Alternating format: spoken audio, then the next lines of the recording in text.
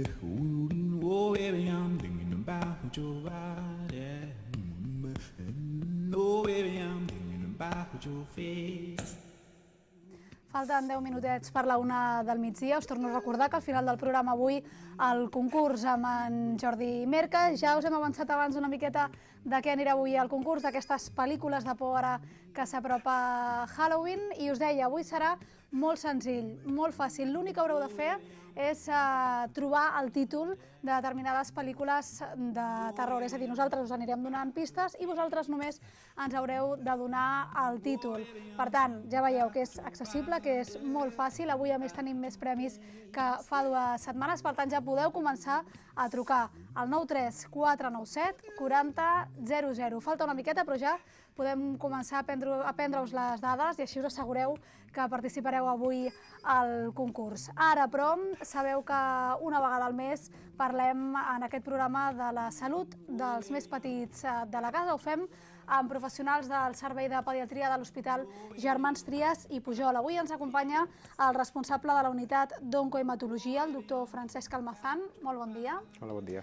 I avui, doctor, parlem del càncer infantil, una malaltia molt greu, molt agressiva, però menys freqüent en els infants que en els adults? Sí, molt menys freqüent. Hi ha números, el càncer en pediatria, amb els nens, suposa únicament un 1% del càncer en total.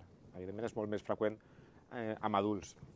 Però també és important recordar que com a causa de mort amb l'edat pediàtrica en països desenvolupats és la primera causa com a malaltia. Evidentment, accidents són més freqüents, però com a malaltia el càncer és la més freqüent. Ens diu un 1% en el global del càncer. És diferent, però, el càncer que afecta els nens que el càncer que afecta els adults? Sí, molt diferent. Molt diferent perquè la base segurament és diferent. Té una base més important, la base és genètica, sobretot, i el tipus de cèl·lules que s'alteren i el tipus de tumors són coses diferents, el càncer en pediatria i en adults. Com és el càncer en nens? El càncer en nens, ja et dic, són cèl·lules, la cèl·lula primordial, la cèl·lula inicial del tumor, són cèl·lules immadures, com més primitives, per dir alguna cosa. I en canvi, en adults, el càncer és més per degeneració, per agents ambientals, infeccions, etc. Quin tipus de càncer pot afectar o afecta més freqüentment als infants? Mira, el càncer més freqüent, en global, en tota la pediatria, són les leucèmies, que és el càncer de la sang. Després vindrien els tumors del sistema nerviós central i després els linfomes, parlant amb grans famílies. I després d'això ja tenim diferents tipus de tumors. També s'ha de dir que amb cada edat, dintre de la pediatria, en cada edat hi ha uns tumors que predominen. Per exemple, entre els 0 i els 5 anys són uns tumors, entre els 5 i els 10 són uns altres, parlant així en grans grups. En nens pediàtrics són neuroblastomes, sobretot, que és un tumor del sistema nerviós i que poden fer masses abdominals, toràciques, també més al sistema nerviós, i leucèmies, i després més cap a nanos més grans, podríem dir, fan més típicament tumors ossis, etc. Vull dir que va canviant en funció de l'edat. I és també diferent el tractament del càncer en nens que en adults? Sí, el tractament amb nens, tenim millors números de supervivència. Podem dir que el càncer, com a cosa esperançadora o positiva, dintre que és una malaltia molt greu, amb nanos es curen actualment, parlant en global, 3 de cada 4 nens, que això són números molt importants. I amb algunes malalties encara més. La leucèmia es curen, podem dir, d'entrada 8, quasi 9 de cada 10 nanos. Això és molt esperançador. Què m'havies preguntat? El tractament, en el cas dels infants. Sí, en pediatria quasi sempre el tractament predominant és quimioteràpia. Algunes vegades s'associa a radioteràpia, però amb adults, en canvi, és molt més freqüent l'ús de radioteràpia que nosaltres. I també hi ha cirurgies si hi ha tumors que s'han d'operar i extirpar. Què ho fa que s'opti per un tractament o un altre? El tipus de càncer? El tipus de tumor, com et deia que és diferent al pediàtric dels adults, és molt més sensible a la quimioteràpia. I a més els nanos toleren millor quimioteràpies molt agressives que els adults no tolerarien. Ara ens deia, la incidència en el cas dels infants és petita en relació al cas dels adults. El fet que sigui així, que no hi hagi tants casos, també fa que hi hagi menys recursos per la investigació, per exemple? No pensis, no. Perquè els oncòlegs pediàtrics són com molt lluitadors, no? històricament, i el que et comentava, no? Des dels anys 75 la curació era d'uns 2 de cada 4 nanos aproximadament, i ara, 25 anys després, són 3 a cada 4. Hi ha hagut un canvi dintre de la medicina, és un dels camps que més s'ha evolucionat, això és perquè s'investiga molt i es lluita molt. I sí que hi ha molta investigació amb això. De fet, molts avanços en oncologia, fins i tot d'adults, venen arrel de l'oncologia pediàtrica. Aquesta investigació en quina direcció camina? Perquè ens deia, es curen a dia d'avui 3 de cada 4 nens afectats pel càncer, per tant els índexs de supervivència són... Globalment, globalment. Dintre de cada tumor, després hi ha alguns que es curen menys, altres més, però globalment és aquest el número. Són relativament alts aquests índexs. La investigació també camina una miqueta en la direcció del tractament o de la qualitat de vida del nen mentre pateix la malaltia? Sí, evidentment les quimioteràpies són molt efectives, però també són tòxiques per moltes parts de l'organisme, pel fetge, pel ronyó, tenen efectes secundaris i poden tenir complicacions greus per la mateixa medicació, i amb tumors que la supervivència és molt alta, el que s'intenta és fer que aquestes conseqüències negatives siguin les menys possibles. O sigui, ara en tumors que tenim molt bons resultats s'intenta millorar la toxicitat, que diem. I també s'intenten molt, i això és igual que amb els adults, fer tractaments dirigits, no? Es busquen medicaments nous que únicament intenten atacar la cèl·lula maligna i no tocar la resta de les cèl·lules sanes del nostre cos. Clar, perquè ens deia, el tractament més freqüent en el cas dels infants és la quimioteràpia.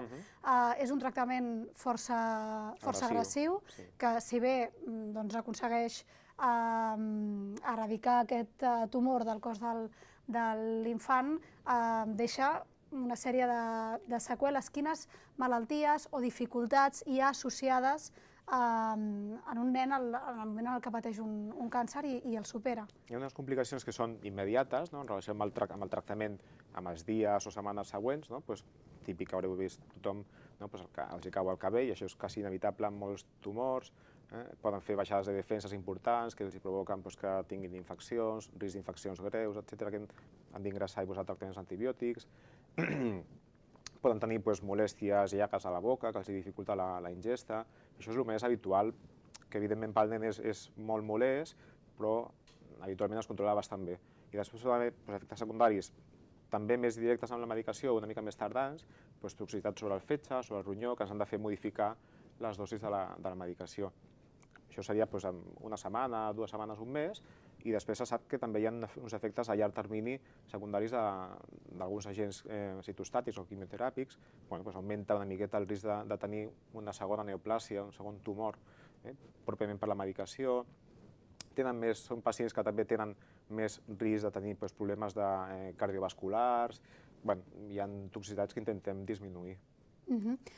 És important que sapiguem que a Badalona tenim un centre com l'Hospital Germans Trias i Pujol, que quan sentim el nom d'aquest hospital l'acostumem a relacionar amb un hospital de referència pel que fa a patologies del cor, però també hem de saber que també és un centre, és un espai de referència pel que fa al tractament del càncer en nens. Com és aquest servei de Can Ruti? Sí, aquest servei ha existit des de sempre, però realment sembla que hi ha una mica de desconeixença que existim, i està des del principi, que es va inaugurar l'hospital. Estem dintre del servei de pediatria i atenem tant la patologia maligna, hematològica o oncològica, com la patologia benigna també, nanos que tenen problemes de plaquetes, de defenses, amb ganglis.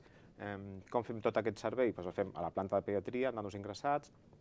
Tenim un hospital de dia per nanos que venen a fer analítiques, a fer medicacions i després se'n van, i després a consultes. A consultes fem tot el seguiment d'aquests pacients que han tingut aquests tumors i que els han superat o que estan fent el tractament, i tota la patologia aquesta que et comento que no és pròpiament maligna perquè també és molt freqüent.